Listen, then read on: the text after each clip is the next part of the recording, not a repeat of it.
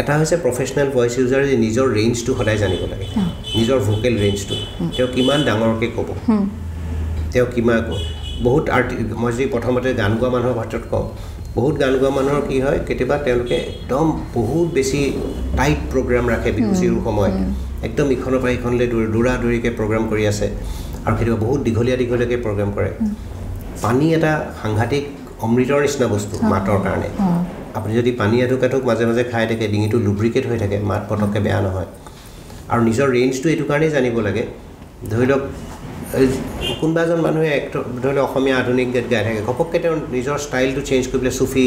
গাবলৈ খুব হাই স্কেলত গোৱা আৰম্ভ কৰে তেওঁৰ ভইচটো সেইটো স্কেলৰ নহয় তেতিয়া তেনেকৈ জোৰকৈ গাবলৈ গ'লে বহুতৰ মাত বেয়া হয় খুব বেছি কাহ চৰ্দি হৈ থাকিলে পাৰফৰ্মেঞ্চৰ আগতে অকণমান কেয়াৰ ল'ব লাগিব গৰম পানী ভাপ চাপ লোৱা বা তেনেকুৱা ধৰণৰ কথাবোৰ কৰিব লাগে তাৰপিছত আপোনাৰ ফিডবেকটো বৰ ইম্পৰ্টেণ্ট